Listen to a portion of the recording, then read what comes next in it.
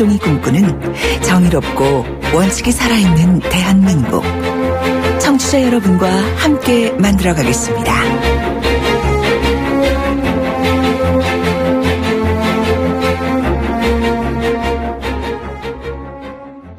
비가 많이 왔습니다. 얼마나 많이 왔냐고요? 450명에 달하는 이재민이 발생했습니다.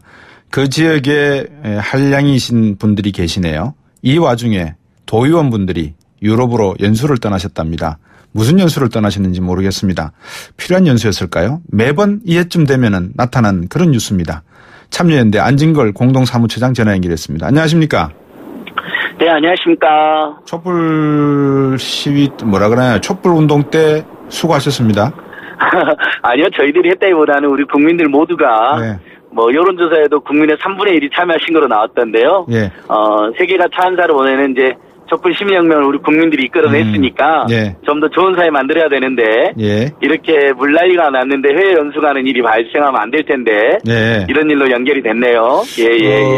물이 있으니까 불은 꺼진다고 생각했나요? 예, 아니요. 아무리 바람이 불어도 촛불은 안 꺼질 텐데. 그죠. 이제 시민들이 이제 민주주의를 나가는 과정. 예. 그래서 그 다음에 이제 또 민생 문제를 해결해 나가는 과정을 하고. 예. 오늘 이제 주제가 되는 것처럼 아직도 사회 곳곳에 좀 몰상식한 일이 남아있잖아요. 그럼요. 그런 일을 이제 해결하는 과정까지 예. 마음속에 촛불은 계속되지 않을까 이렇게 생각해보고 있습니다. 아니, 안진걸 사무처장이 좀 그거 좀 하세요. 진짜 마음속에 촛불이 아니라 이 적폐라는 게 촛불로 다 밝혀지면서 구석구석 그 촛불이 들어가야 되잖아요. 예, 맞습니다. 이런 것들이 적폐 아니겠습니까? 그죠? 예.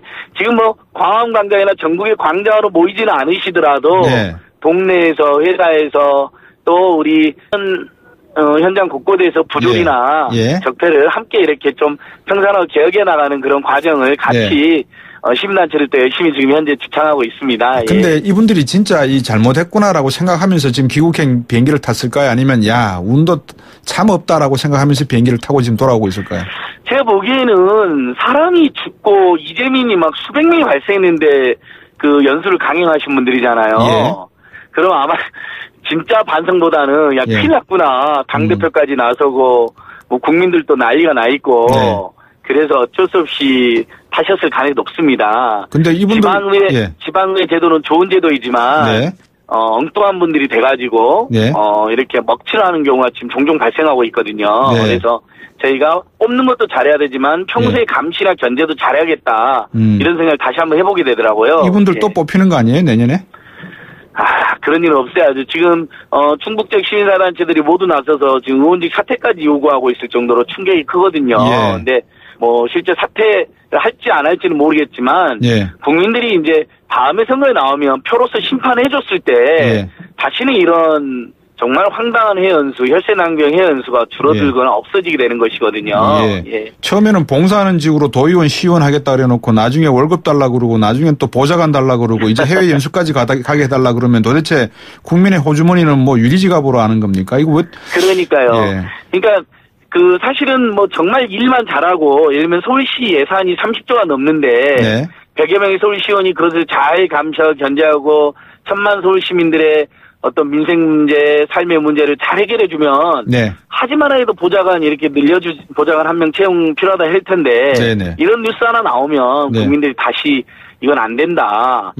더 개혁을 하고 더 정신을 차리면 그때 검토하겠다 이렇게 되는 거거든요. 근데 처음에 무보수 명예직이었다가 이렇게 이제 정책개발부에 유급이 된 이유가 보니까 이제 동네 유지들만 자꾸 구의원이나 시의원을 하게 되니까 그렇게 된 거거든요. 그래서 그 취지는 그래 좋다. 동네 유지가 아니라 서민이나 중산층들도 가난해도 시의원을 할 수 있도록 최소한의 급여는 줄 테니까 제대로 시민들이랑 봉사를 해라는 거였거든요. 근데 그렇게 월급대로 받으면서 해외연수도 인당 막 500만, 600만 원씩.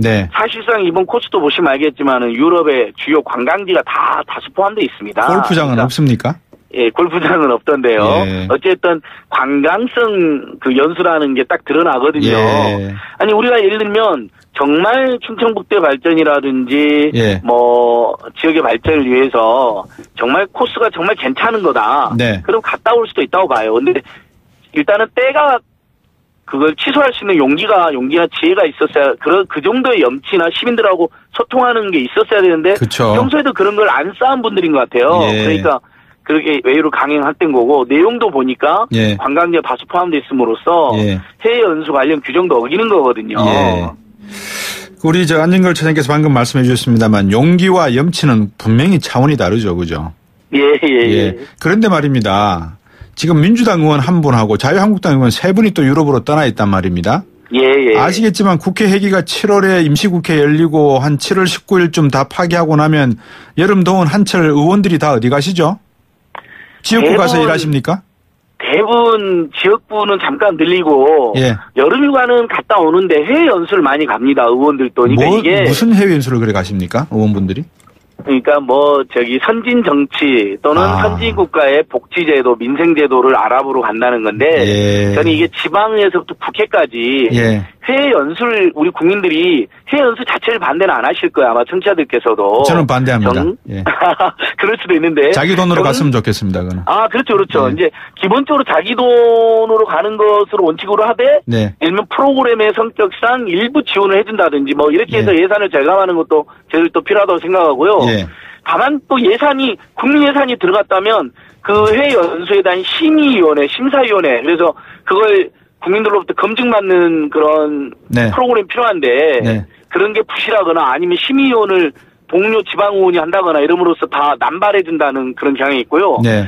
국민들이 더 열받는 건 구의원들이나 시의원들이 회에 갔다 오신 다음에 예. 어떤 성과가 있었고 어떤 배움이 있었는지를 제대로 보고를 안 해요. 예를 들면 시민들을 초청해서 한 100여 분이나 초청해서 예. 갔다 왔던 이런 좋은 제도가 있어서 이제 앞으로 이렇게 반영할 예정이다. 이렇게 설명회도 하고 예. 요즘 SNS로 얼마든지 그런 거 올릴 수가 있지 않습니까? 그렇죠. 의정활동을. 예. 근데 SNS를 통해서 의정활동 보고를 하는 의원이 많지 않습니다. 예. 국회의원들은 그나마 하는데 네. 기초의원들이나 광역의원들은 아직도 시민들에게 자신들이 무슨 활동을 하는지 네. 또 세금을 들여서 뭘 했으면 네. 이런 성과가 있었다는 걸 소상히 알리는 게 도리잖아요. 그럼요. 그런 것 자체를 안 합니다. 제가 그래서 지방의회 그 홈페이지도 막 찾아보면요. 어떻게 됐냐면 네. 페이스북이나 트위터도 안 하는 지방의회가 수두룩합니다. 그러니까 그런 기본적인 그런 소통 수단도 없어요. 예. 그래놓고는 자기들끼리 밀실해서 쿵짝쿵짝해서 해외 연수 갔다 온단 말이죠. 이렇게 예. 물난리가 나 사람이 죽고 다치고 이런 상황에서 이건 정말 최소한의 양식도 없는 문제이기 때문에 예. 우리가 이제 그분들을 뽑은 거에 대한 후회도 필요하지만 예.